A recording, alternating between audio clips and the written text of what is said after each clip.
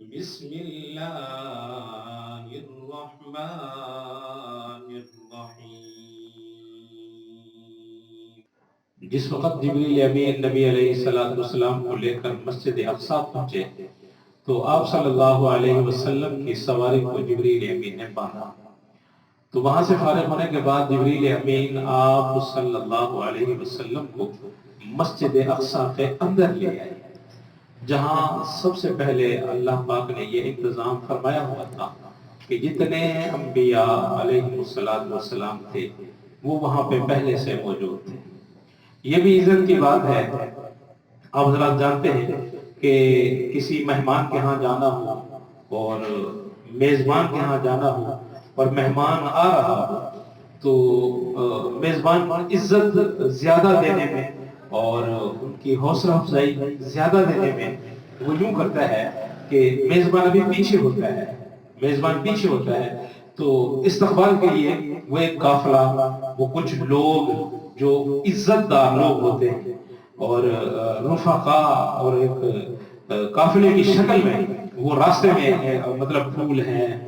جی، اور اسی طرح جو بھی استقبال کا ایک طریقہ ہوتا ہے اس کے لیے ان کو کھڑا کیا جاتا ہے کہ اب یہاں سے مہمان کی گاڑی گزرے گی، آپ نے ان کا استقبال کرنا ہے، آپ نے ان کی حوصلہ افزائی کرنی ہے۔ تو یہ انبیاء علیہ السلام کو جو مسجد اقصی میں اللہ پاک نے ٹھہرایا، ایک تو یہ بھی مقصد تھا کہ عزت و اکرام تقریم میں بلندی، اور دوسرا یہ بھی تھا کہ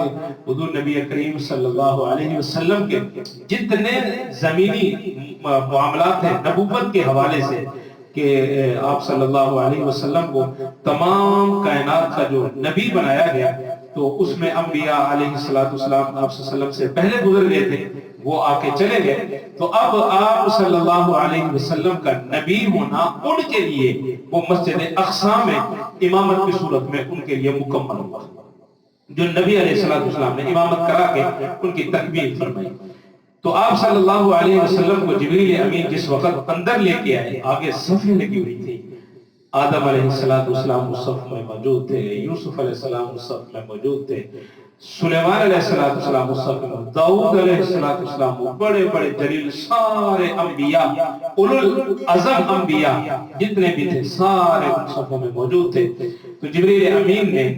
سب سے پہلے اللہ کے حکم سے اذان کہی، روایات میں آتا ہے اذان کہی سب سے پہلے، اذان کہنے کے بعد جبریل امین ہی نے پھر تکبیر فرمائی۔ اب یہاں پہ تکبیر فرمانے کے بعد اذان کے بعد آپ حضرات کو معلوم ہے تکبیر کے بعد نماز ہوتی ہے، جماعت ہوتی ہے، تو اس وقت جبریل امین نے وہاں پہ کھڑے ہو کے اب مسئلہ یہ تھا کہ اذان ہو گئی، تکبیر ہو گئی، تو اس کے بعد اب امام کا تعین ضروری تھا، باقی تھا، وہ تعین کرنا تھا کہ امامت کے لیے کون ہے۔ اب ایسا نہیں ہے، بہت سارے لوگ اس مسئلے کو مطلب اچھا بنانے کے لیے کہ آدم علیہ السلام کے دل میں آیا میں نماز کراؤں،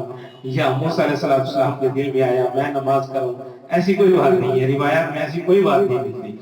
بلکہ یہاں پہ فقہی مسئلہ ہے، ہمارا فقہی مسئلہ ہے کہ امامت کے لیے سب سے زیادہ کون حقدار ہے۔ جہاں سارے عالم کھڑے ہوئے ہوں، متعین امام ہونا جس جگہ، متعین امام، تو وہ متعین امام ہے، سب کو پتہ ہے کہ متعین امام ہے اس جگہ کا، اس نے نماز کروانی ہے اور روزانہ یہ امامت کرواتے ہیں، تو اس کا کوئی مسئلہ نہیں۔ لیکن مسئلہ تب بنتا ہے جہاں سارے عالم کھڑے ہوئے ہوں، جہاں سارے حافظ کھڑے ہوئے ہوں، جہاں سارے قراء کھڑے ہوئے ہوں، وہاں پتہ چلتا ہے کہ اب کس کے سر پہ امامت کا تاج رکھا جاتا ہے، کون خوش نصیب ہے کہ ان سب بڑے بڑے عالموں میں اب اس عالم کو آگے کیا جائے گا۔ تو فقہی مسئلہ جس کے اندر سب سے پہلے آپ صلی اللہ علیہ وسلم نے امامت کا حقدار بتایا، آپ صلی اللہ علیہ وسلم نے ارشاد فرمایا سب سے زیادہ حقدار اگر سارے عالم کھڑے ہوئے ہوں تو ان میں نماز کا، امامت کا سب سے زیادہ جو حقدار ہوگا، جو ان سب عالموں میں بڑا عالم ہوگا، بڑا عالم، وہ سب سے زیادہ امامت کا حقدار ہے کہ وہ امام بنے۔ اب آپ حضرات جانتے ہیں کہ ان صفوں میں حضرت آدم علیہ السلام جیسے اولو العزم اور سب سے بڑے عالم جن کو اللہ پاک نے عالم علم عطا فرمایا تھا، جنہوں نے اس وقت فرشتوں کے سامنے انبئونی باسماء ہؤلاء، یہ تمغہ اللہ پاک نے ان کو عطا فرمایا تھا کہ انہوں نے ان چیزوں کے نام بدلائے. لیکن پتہ چلتا ہے اس بات سے کہ آدم علیہ السلام جیسے بڑے عالم کے ہوتے ہوئے جبریل امین نے نبی علیہ السلام کا ہاتھ پکڑ کر جو مصلی پہ کھڑا کیا تو پتہ چلتا ہے کہ آدم علیہ السلام کا علم بھی اس وقت نیچے ہو گیا اور حضور نبی کریم صلی اللہ علیہ وسلم کا جو علم تھا وہ آدم علیہ السلام سے علم سے بھی زیادہ آگے ہو گیا. تو اس وجہ سے حضور صلی اللہ علیہ وسلم کو یہ تمغہ امتیاز بھی حاصل ہوا کہ اتنے بڑے انبیاء اور سارے کے سارے اولو العزم اور سارے کے سارے علم رکھنے والے اور وحی کا علم رکھنے والے ان سب میں جو افضل عالم تھے وہ ہمارے حضور تھے جن کا ہاتھ پکڑ کے جبریل امین نے مصلی پہ کھڑا کیا. دوسرا فقہی اصول یہ ہے کہ جو سب سے زیادہ متقی ہو, سب سے زیادہ علم میں سب برابر, پھر اس کے بعد دیکھا جائے گا جو متقی کون ہے, سب سے زیادہ جو متقی پرہیزگار ہوگا اس کو مصلی پہ کھڑا کیا جائے. اب یہاں میں وہ انبیاء بھی موجود تھے, ہزار مہینے جنہوں نے اللہ کی عبادت کی, ہزار مہینے اللہ کی عبادت کرنے والے, ان کی عمریں اتنی لمبی تھی, وہ انبیاء بھی موجود تھے صفوں میں. لیکن قربان جاؤں آمنہ کے لال جناب محمد رسول اللہ صلی اللہ علیہ وسلم پر کہ جن کی عبادت کے بارے میں آتا ہے جب وہ مصلی پہ کھڑے ہوتے تو پاؤں پہ ورم پڑ جاتے, ورم, اور اللہ پاک یہ فرماتے محبوب یا ایھا المزمل قم اللیل الا قلیلا, اے محبوب یہ رات ہم نے اس لیے نہیں بنائی کہ آپ ساری رات کھڑے ہو کے ہمیں پکارا کرو, بلکہ رات کا کچھ حصہ ہمارے لیے, کچھ حصہ اپنے لیے, کچھ حصہ ہماری عبادت کے لیے اور کچھ حصہ اپنے آرام کے لیے. تو پتہ چلا سب سے زیادہ کائنات میں جو متقی ہے اور متقیوں کا جو سردار ہے وہ آمنہ کا لال ہے. تو جبریل امین نے حضور نبی کریم صلی اللہ علیہ وسلم کا ہاتھ پکڑ کر مصلی پہ کھڑا کیا. اس کے بعد جب علم میں سب برابر, تقوی میں سب برابر, پھر اس کے بعد باری آتی ہے جس کی قرات اچھی ہو, قرآن اچھا پڑھتا ہو, خوبصورت آواز ہو, تو اس لائن میں اس انبیاء کی صفوں میں حضرت داؤد علیہ السلام بھی موجود تھے جن کی آواز اتنی پیاری, اتنی خوبصورت کہ حدیث پاک میں آتا ہے اس وقت وہ کتاب کی تلاوت کرتے تھے تو اس وقت ایسا ہوتا کہ پرندے ہواؤں میں رک کے ان کے ساتھ وہ تسبیح کیا کرتے جو وہ اللہ کی تسبیح بیان کرتے.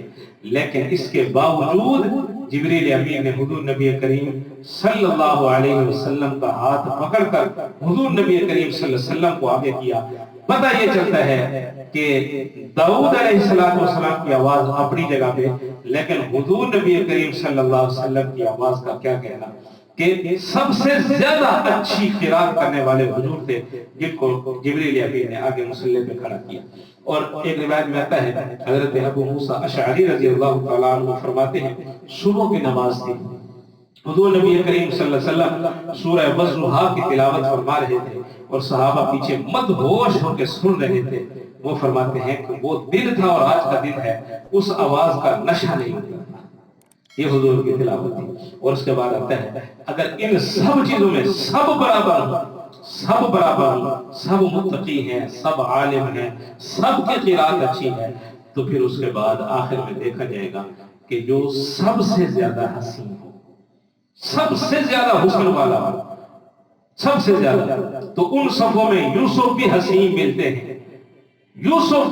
ملتے ہیں, لیکن یوسف علیہ السلام کا حسن وہ فرماتے ہیں یہ حسن تو مجھے حضور کے حسن کے صدقے ملا. اگر میں حسین ہوں, یوسف علیہ السلام نے فرمایا ہوگا میں حسین ہوں یہ تو احسن ہے, اگر میں جمیل ہوں یہ تو اجمل ہے, میری خوبصورتی اور ان کی خوبصورتی کا. تو جبریل امین نے آپ صلی اللہ علیہ وسلم کو مصلی پہ جو ہاتھ پکڑ کے آگے کھڑا کیا, اس سے پتہ چلتا ہے نبی سارے حسین تھے, سارے نبی سونے تھے, سارے نبی حسین تھے, سارے نبی جمیل تھے, لیکن ان سب حسینوں میں وہ آمنہ کا در یتیم, آمنہ کا لال جناب محمد رسول اللہ سب سے زیادہ احسن تھا, سب سے زیادہ اجمل تھا. اس وجہ سے جبریل امین نے نبی علیہ السلام کا ہاتھ پکڑ کے امامت کے مصلی پہ کھڑا کیا اور جناب نبی کریم صلی اللہ علیہ وسلم نے اس وقت 2 رکعت نماز پڑھائی اور اس کے بعد تعارف ہوا. تعارف ہونے کے بعد وہ جماعت وہیں پہ ختم ہوئی وہ نماز ختم ہوئی، وہ ملاقات ختم ہوئی، آگے جبریل امین نبی علیہ السلام کی سواری کو لے کے پھر عرش معلیٰ کی طرف سفر شروع فرماتے ہیں۔